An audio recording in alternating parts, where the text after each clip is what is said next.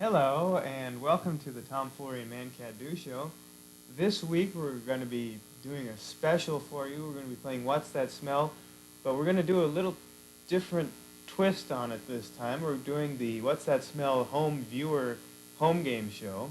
And I'm sure that you'll be wanting to watch this because this is some people at home that have been watching and been faithful viewers. And we're going to give them the chance to play What's That Smell? Now, if my good friend Kevin, you want to bring over the Egg of Joy basket, and we'll be drawing out the names of the viewers who have sent in their names and addresses, and we'll be drawing the names of who's going to play.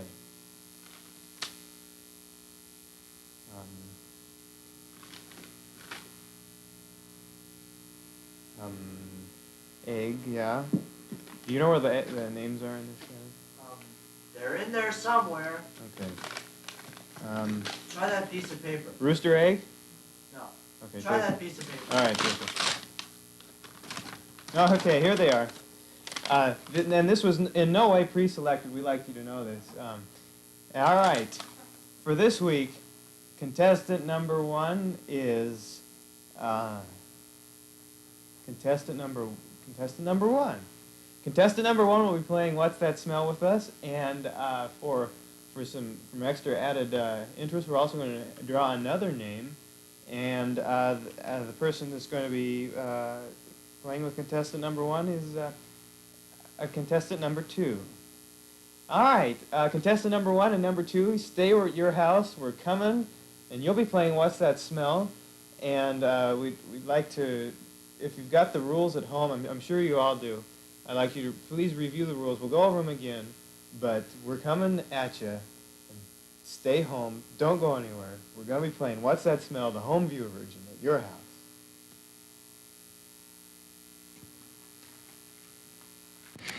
Hello, and welcome to America's favorite game show, What's That Smell, home game viewer version. And with us today on the left, as you all know, we drew names. Contestant number one, and on the right, contestant number two. Contestant number one, tell us a little about yourself and what you do in your spare time. Well, in my spare time, I like to sit around the house. Of course, I'm a citizen of Lincoln, Nebraska, and I've always been an admirer of What's That Smell. And so this is one of the highlights of my life.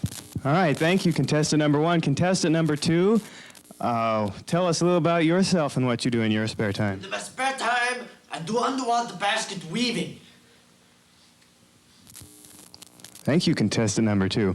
All right, now, before we play, we'd like to remind you all at home what the smell is.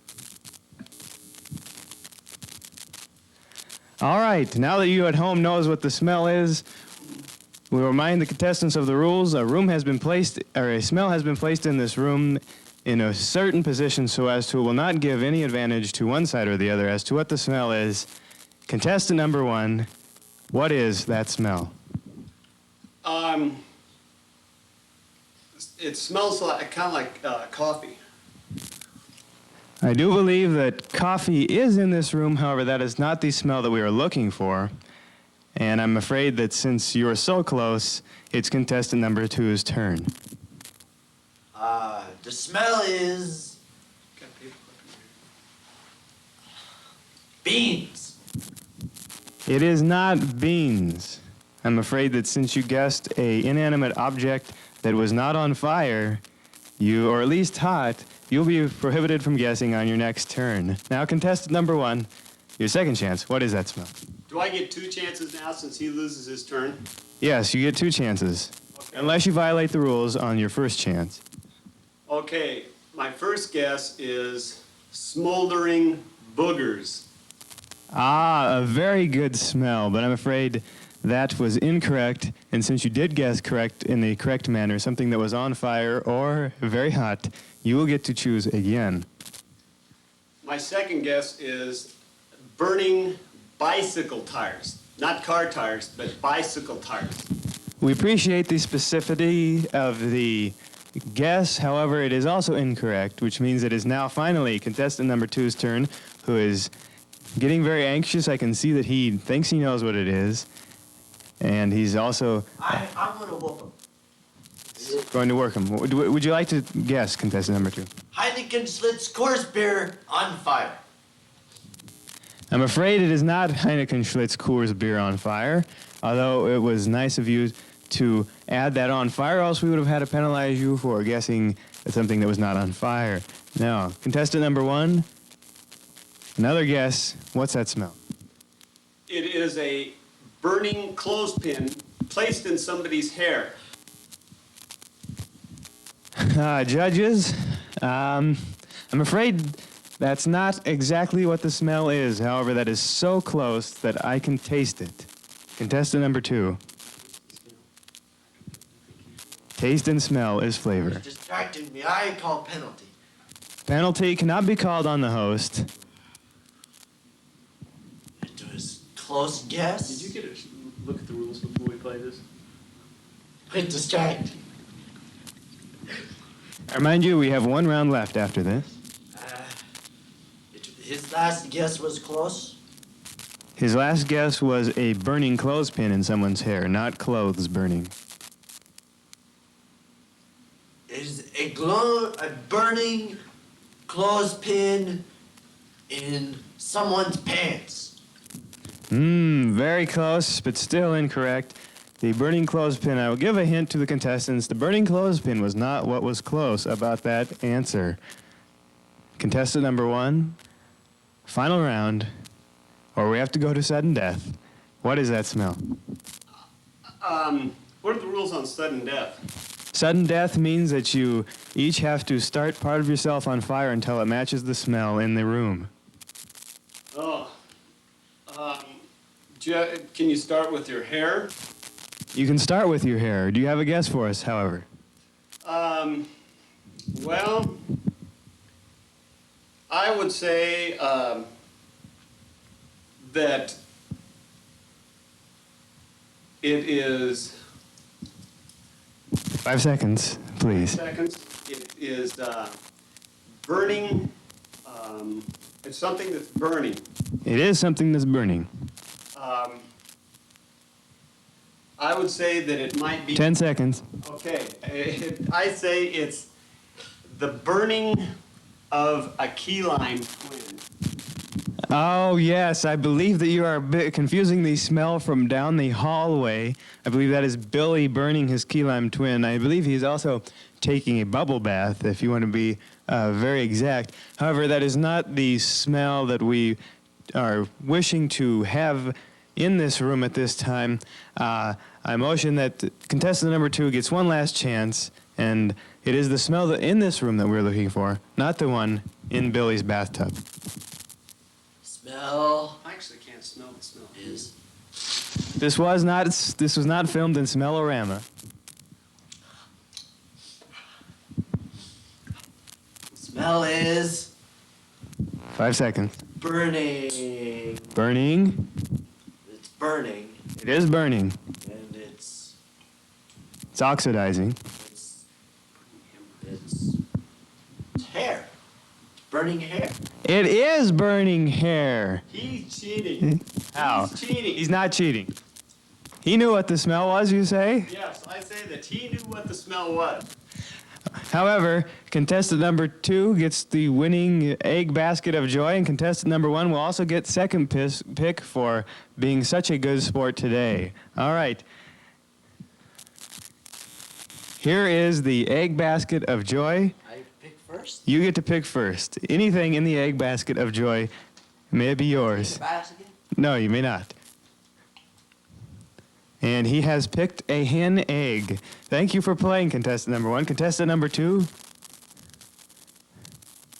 a sandwich. This is not a real sandwich. It is a real sandwich, and it tastes just like real bread. And contestant number 1, contestant number 2, we have to thank you for being here on What's That Smell? It's a real sandwich.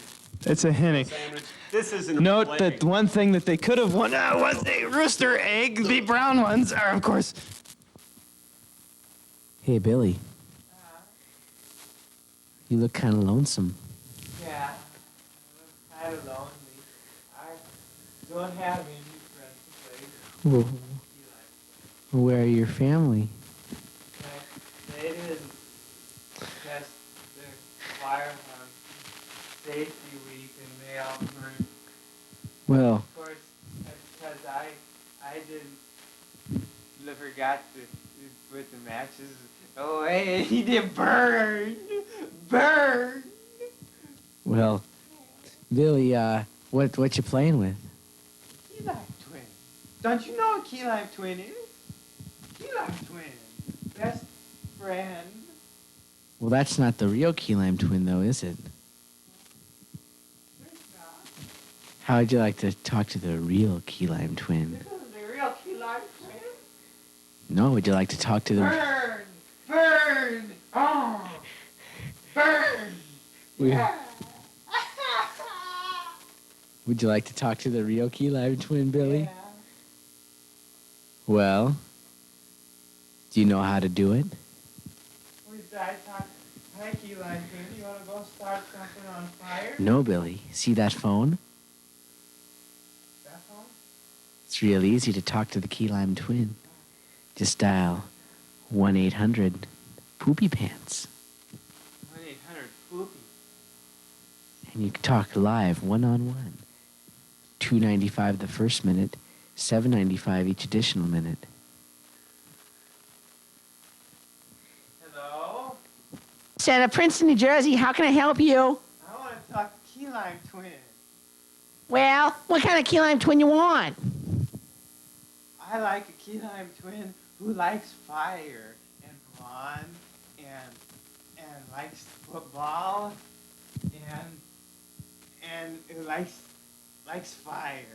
Well, I think Desiree's the key lime twin for you. We'll get on the phone. Okay. Please hold.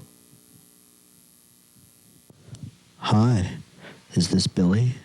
Yeah, this is Billy. Is this the key lime twin? Yes, this is the key lime twin. I've been waiting to talk to you for a long time. I'm all alone, Billy.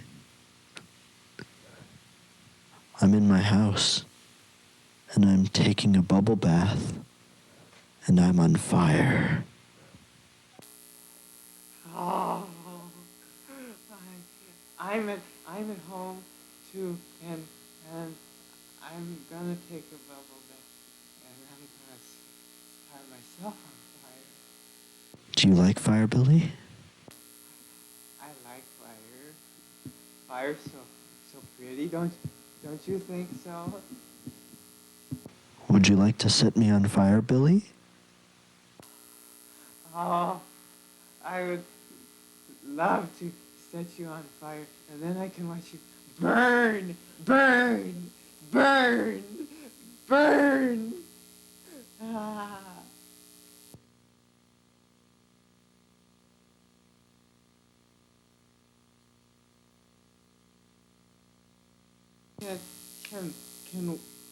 Can we play together in the bathtub on fire? Your 1 minute is up, sir. Would you like to continue? No, I don't have any parents. Can I have a free one? Well, would you like to bill that to your credit card? Yes. Okay, would that be Visa or MasterCard? Visa. MasterCard's on fire. Okay, sir, you may continue. Thank you. Would you like to come over to my house and you could set me and yourself on fire, Billy? Okay, I'll be over in 5 minutes. Bye, Key Lime Twin. Bye, Billy.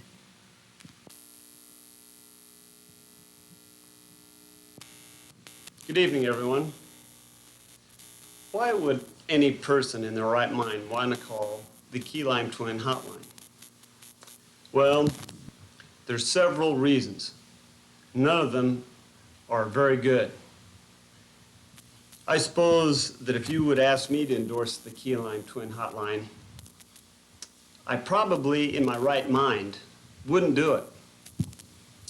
But I'm probably not in my right mind sitting here and talking to you about it. So, would I use the Keyline Twin Hotline? That's a good question. I don't know if the Keyline Twin Hotline even really exists. In fact, I question the whole mentality of the Keyline Twin itself. I've watched this show on many occasions, and I've wondered, what is this stupid Keyline Twin in the first place? My cousin used to have a Keyline Twin, and I enjoyed playing with it. But I can't imagine a Keyline Twin sitting in a bathtub, for one thing, or talking to someone in a bathtub, for another thing. And as I understand it, that is the whole premise behind the Keyline Twin Hotline, sitting in a bathtub and being on fire. So, if you were to ask me if I was going to use the Keyline Twin Hotline, well, that's a good question. I don't know. Do you have visions of grandeur? Maybe want to be in the spotlight, but you just can't have it. Then call the Keyline Hotline at 1-800-POOPY-PANTS. That's 1-800-POOPY-PANTS. That's $2.95 the first minute, $7.95 each additional minute. Remember, burn! Kids under 18, get your parents' permission. Here today for you, coming from, you're going to have to lean down, guys. From the Firestone family basement, we have Justin Firestone versus Daniel H. Friedman, playing a little 8-ball for you. And Justin has won the break by house rules. And he squats down, and that's quite a terrifying pose. Boy, bad rack. Bad rack. It was a bad rack for Justin the master. Dan seems a little happy about something. I don't know what he's laughing about. A good shot by Daniel. And it looks like he'll be going for the 11 ball in the side pocket. Don't scratch. And Dan steps himself up nicely for a shot on the 14 ball. Or he also has a shot on the 9-15 combo, which it looks like he'll be taking, just like the pros. Don't scratch. Justin making various burping noises, distracting Daniel Harris Friedman. Oh, so close. Oh, he'll be feeling that one in the morning. Justin calls 3 in the corner. And he gets it. Surprise. Oh, it looks like he'll be going for the 4 in the side. Good draw on the cue ball for a shot on the 6. Followed by a shot on the 1 ball, followed by a shot on the 5 ball. Tough pocket. Again, Dan laughs. Cursing in German. After a grueling day at Model UN, a good game of pool is perfect to relax the nerves. 14 in the corner. No way. I saw that one coming.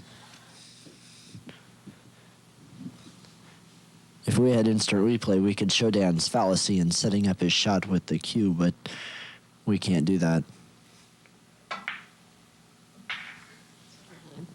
An excellent shot by Justin. And Dan is being cynical.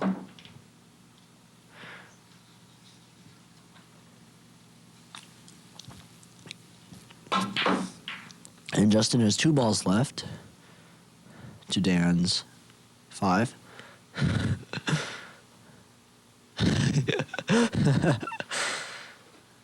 This looks like a tough shot here. I don't think he can pull it off. It was a tough shot. And he leaves Dan with a shot on the 9-15 or the 9-15 combo. Playing bar rules or house rules? We're playing house rules today. Congressional rules. And Dan gets out the thing. You call that? He called that.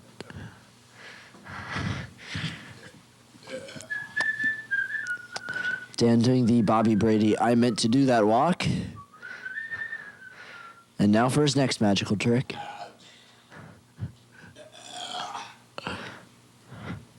Disgusting. Give me another beer. Where's the beer? Where's the chips?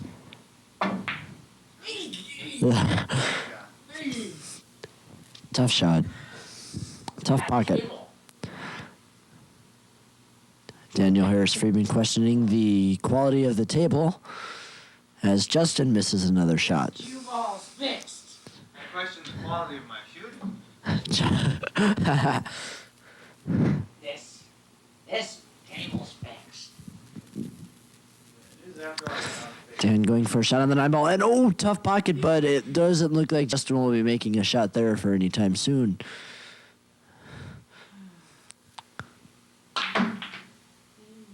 Good draw on the cue.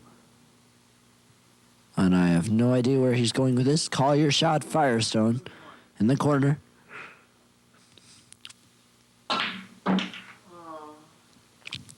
And it looks like this game is over. This is a tough shot. Dan cursing the 8 ball. He can go for a safety. I'm gonna play the 8 over here. Bank the 8. Bank the 8, carry him off the 9 into the pocket. Well, not necessarily off. Not necessarily, but if it goes off the 9, Justin won't be disappointed. Hey, Kevin. Tough shot. Hey, Kevin.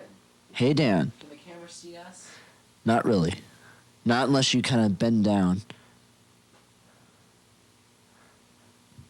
Smiling Dan Friedman. Calling for a shot on the 9 ball. 10 yellow one combo. 9.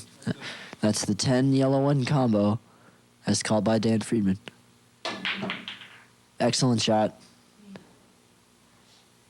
And he gave Justin no shot on the 8 ball. I'm not even shooting. How can I have a shot on the 8 ball? Good point. Dan wiggling his tush.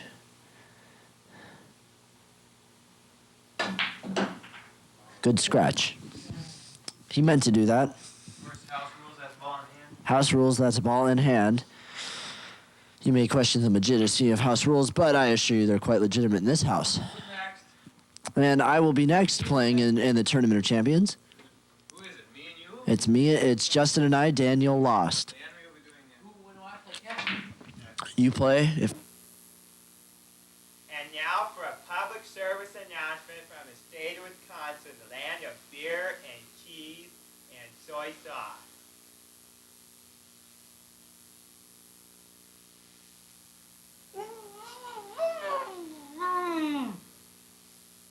What? What are you doing? Don't you know today's Fire Safety Day because it's St. Patrick's Day? I'm trying to start a fire. You can't do that. Today is Fire Safety Day. Fires kill millions of people every year in the state of Taiwan. But I like fire. You can't do that. Fire is bad. It hurts people. No. Fire is bad. You can't do. Listen to me. If it weren't for the Art Foundation, we wouldn't have this public service announcement. You dumb person! You dumb person!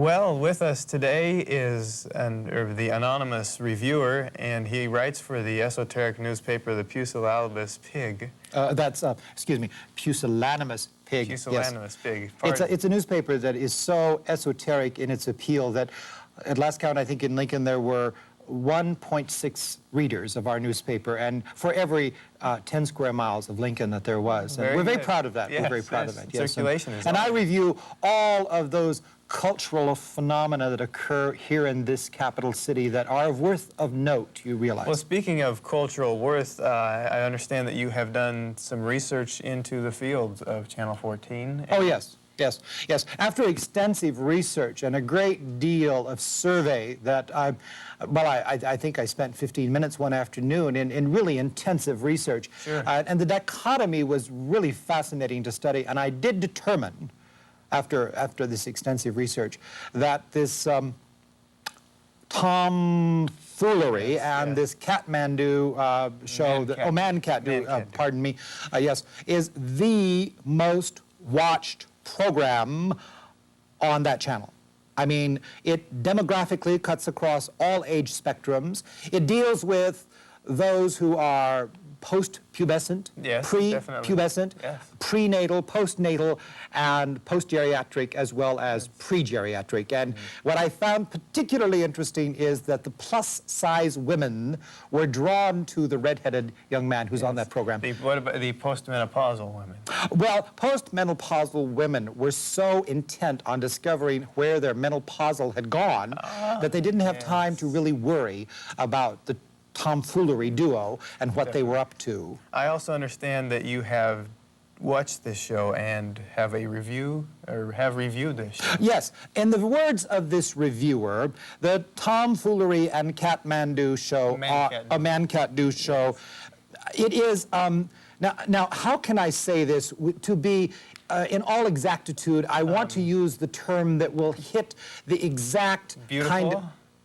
You know, beauty is really a relative term. It's in the eye of the beholder. So not aesthetically pleasing. Well, now, aesthetics are something that, you know, the Greeks really were confined to, and I like to think that in this modern day we've advanced beyond the aesthetic into the infinite, beyond that realm of the limitations, to an aesthetic plane that would truly be unrecognizable to Aristotle and that crowd.